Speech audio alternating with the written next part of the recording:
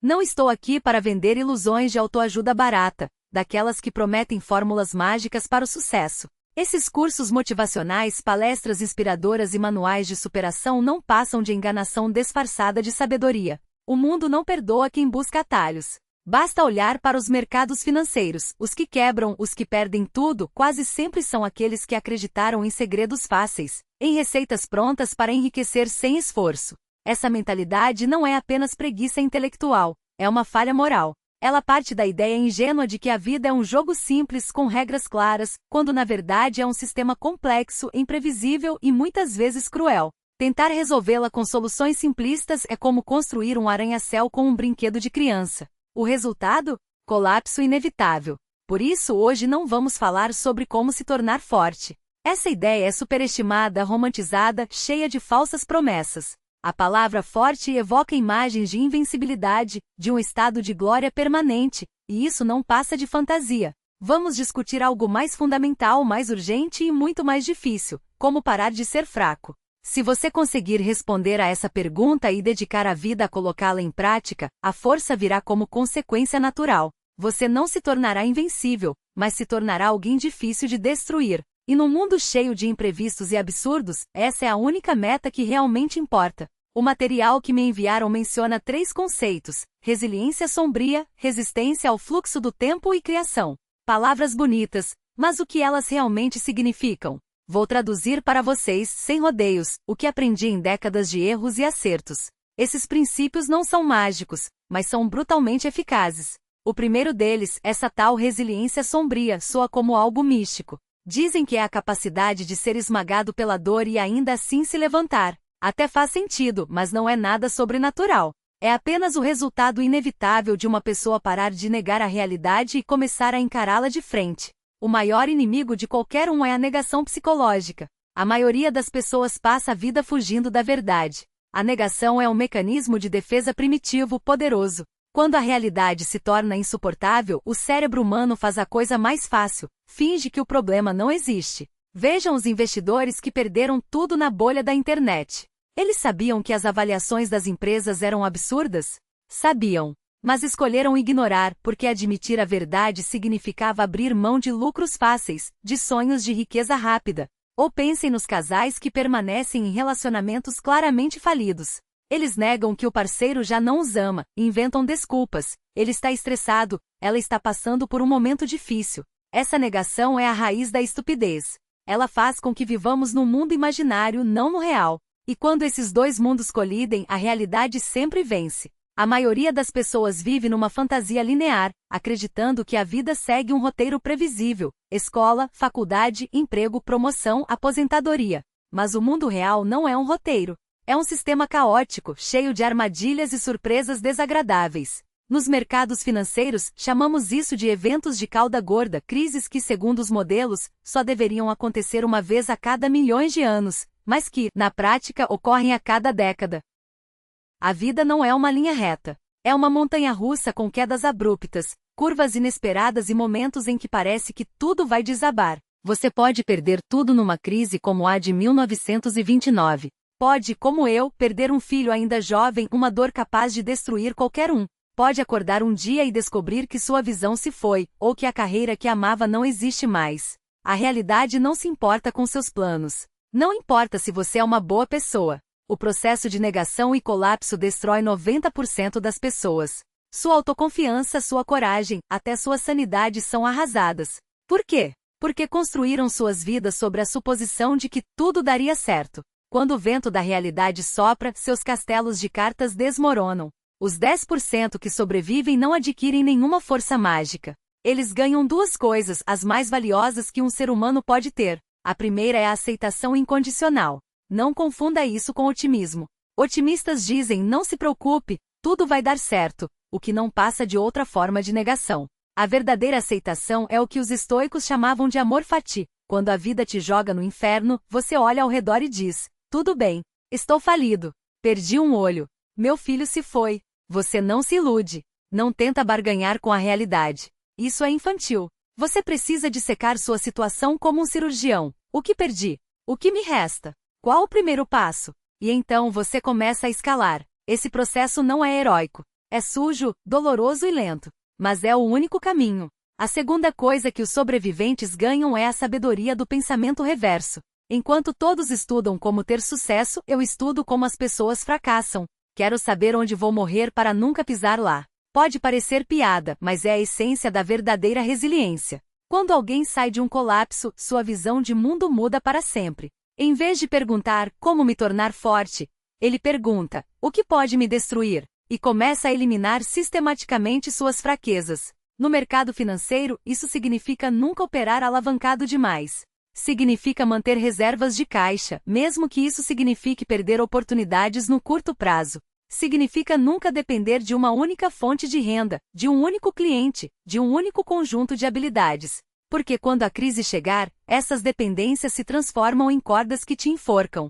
O segundo conceito é a resistência à distorção do tempo. Vocês mencionaram o desconto hiperbólico, essa tendência humana de valorizar mais o presente do que o futuro. É um problema profundo. Nosso cérebro não foi feito para pensar no longo prazo. Evoluímos na savana africana, onde as preocupações eram imediatas. Onde está a comida? Onde está o parceiro? O leão ali vai me comer? Para nossos ancestrais, pensar em aposentadoria daqui a 40 anos era irrelevante. Eles nem sabiam se sobreviveriam à noite. Por isso, nosso cérebro desenvolveu um sistema de recompensas imediatas. Pedir para um cérebro projetado para sobreviver no curto prazo entender o poder dos juros compostos é como pedir para um macaco entender física quântica. Essa distorção do tempo se manifesta em tudo. Nos investimentos, ela aparece na obsessão por gráficos de curto prazo, na busca por lucros rápidos, na ilusão de que é possível prever o próximo movimento do mercado. É o macaco apertando botões, buscando a dopamina da vitória imediata. Nos criptoativos, é a fantasia de enriquecer da noite para o dia. É a alavancagem absurda em apostas arriscadas, trocando a segurança do futuro pela euforia do presente. Mas a única força que realmente enriquece é o tempo. Einstein não disse que os juros compostos são a 8ª maravilha do mundo? Pode ser exagero, mas quem não entende seu poder está condenado a tropeçar pela vida. Os juros compostos exigem uma paciência quase sobre-humana. Nos primeiros anos, o crescimento parece insignificante. É como dobrar uma folha de papel. Depois de 10 ou 20 dobras, ela ainda parece fina. A maioria desiste antes de ver o resultado. Não aguenta a monotonia, a falta de recompensas imediatas. Vai jogar videogame, gastar dinheiro, procurar emoções fáceis. Mas Warren Buffett e eu não fazemos nada além de resistir a essa distorção. Compramos empresas sólidas, entendemos seu valor e deixamos o tempo trabalhar por nós. Como fazemos isso? Aplicamos o conceito de juros compostos em tudo. Se você ler um livro hoje, não fará diferença. Se ler 50 livros este ano, sua vida ainda não mudará. Mas se ler todos os dias durante 10, 20, 50 anos, algo extraordinário acontece. Seu conhecimento se acumula, se conecta, gera reações químicas. O que você aprendeu em biologia ajuda a entender por que algumas empresas morrem e outras prosperam. A psicologia explica por que um CEO toma decisões ruins. A física dos pontos críticos revela por que um produto explode no mercado depois de anos de crescimento lento. Essa é a magia dos juros compostos aplicados ao conhecimento. Quando você chegar aos 50 anos, sua capacidade de analisar problemas será tão superior à de um jovem de 20 que a diferença será como entre um humano e um macaco. Como resistir à distorção do tempo? Vou dar 2 sugestões brutais, mas eficazes. Primeira, crie o hábito da leitura diária. Pelo menos 1 hora por dia. Não leia notícias, redes sociais ou qualquer coisa que ofereça satisfação imediata. Leia os clássicos, os livros que sobreviveram séculos, os textos de áreas que você não domina. Transforme a busca por conhecimento de longo prazo em um instinto, como respirar. Se passar um dia sem ler, você deve se sentir mal, incompleto. Segunda, pratique o adiamento da gratificação. O famoso experimento do marshmallow estava certo. Você precisa treinar a espera. Nos investimentos, isso significa comprar uma boa empresa e não fazer nada. A dificuldade de não agir é maior do que se imagina. Seu cérebro vai gritar: faça alguma coisa. Venda. Compre mais. Você precisa aprender a dizer não a si mesmo. E não subestime a dificuldade de acumular seu primeiro capital. Os primeiros 100 mil são os mais difíceis, porque cada real economizado é uma batalha contra seus instintos. Toda tentação está lá dizendo para gastar, para buscar prazer imediato. Você precisa ser mais forte que seus desejos, guardar cada centavo, proteger esse capital até que ele comece a gerar frutos. Resistir à distorção do tempo é uma guerra contra si mesmo, e você precisa vencer. O terceiro conceito é a transformação de consumidor em criador. Essa é a diferença entre o pensamento medíocre e o pensamento de elite. A maioria das pessoas é consumidora de ideias. Nos mercados financeiros, isso significa perguntar: devo vender essa ação? O mercado está em alta ou baixa? O Bitcoin vai subir? Elas buscam respostas prontas, gurus, segredos. São como clientes num supermercado, colocando produtos no carrinho sem se importar com sua origem. Não sabem ler os ingredientes, não entendem os processos. Essa mentalidade de consumo é produto da educação tradicional, que premia quem repete respostas prontas, não quem cria. Mas no mundo real, onde não há respostas certas, essa abordagem é fatal. Se você compra uma ação porque um guru recomendou, o que faz quando ela cai 30%? Você não sabe. Sua única opção é voltar ao guru e perguntar de novo. Você não passa de um fantoche, entregando o controle de suas finanças a outra pessoa. Isso é fraqueza disfarçada de estratégia. Os criadores, por outro lado, não se importam com respostas. Eles se importam com sistemas e processos. Vocês mencionaram um exemplo de dissecar um artigo ou um filme. Isso é engenharia reversa. Um criador, ao investir, faz a mesma coisa. Vamos pegar a Coca-Cola, um caso que eu e Munger adoramos analisar. Um consumidor diria: Buffett comprou essa ação, então deve ser boa. Um criador pergunta: por que ela é valiosa? Como funciona? E começa a desmontar o negócio. A Coca-Cola é um exemplo perfeito de condicionamento clássico. Eles gastaram bilhões durante décadas associando sua bebida à felicidade, verão, amizade, diversão. Você não está bebendo um refrigerante, está consumindo uma sensação. Eles exploraram o viés de conformidade social. Se todo mundo bebe Coca, você também vai querer. E a combinação de cafeína, açúcar e gás? É um ataque direto ao sistema de recompensas do cérebro humano. Eles estudaram até o som da tampa sendo aberta e o barulho das bolhas na garganta. São detalhes que acionam respostas fisiológicas. A escala do negócio é assustadora. Eles criaram uma rede de distribuição global, capaz de levar uma garrafa de Coca até o vilarejo mais remoto da África. Qualquer concorrente que tente entrar nesse mercado enfrenta custos proibitivos. E o modelo de negócios é genial. A Coca-Cola produz o xarope, mas terceiriza o engarrafamento e a distribuição. É um negócio leve, escalável, que acompanhou o exército americano pelo mundo e se associou ao sonho americano. Quando você entende tudo isso, não precisa mais de ninguém para dizer se deve comprar ou vender. Você criou seu próprio modelo mental. É por isso que eu sempre digo: não basta entender apenas o seu campo. Se você só conhece finanças, nunca entenderá finanças de verdade. Você só verá números.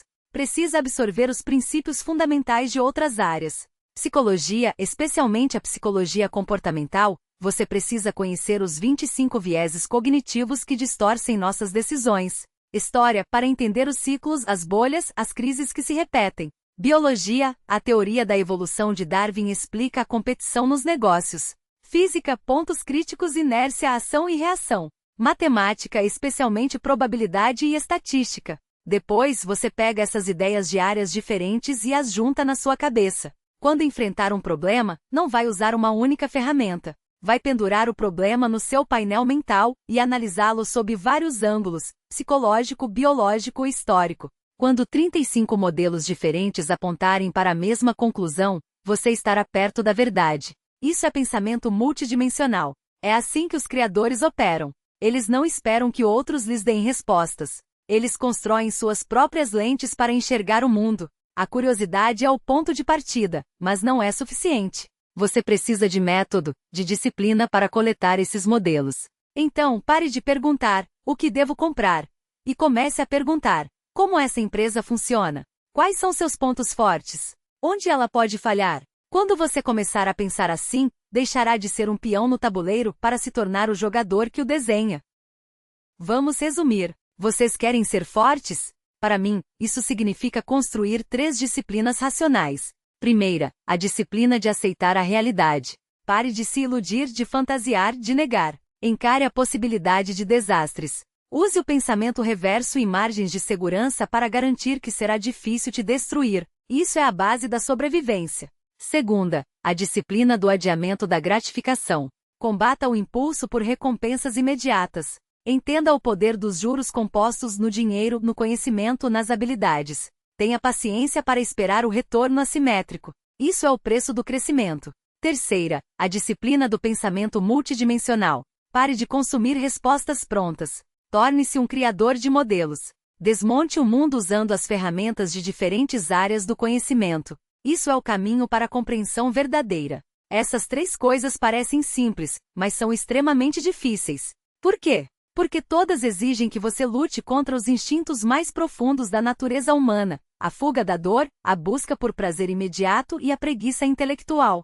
Sua vida é uma guerra constante contra essas forças. Meu conselho final: esqueça a ideia de se tornar forte. Força é um conceito vago, subjetivo. Foque em algo mais concreto, mais mensurável. Hoje estou um pouco menos fraco do que ontem? Hoje caí na negação psicológica? Hoje cedi à gratificação imediata? Hoje fui preguiçoso e não usei meu painel mental? Antes de dormir, certifique-se de que está um pouco mais sábio do que quando acordou, mesmo que seja apenas um pouco menos estúpido. Repita isso dia após dia, ano após ano. Esse é o segredo da verdadeira evolução.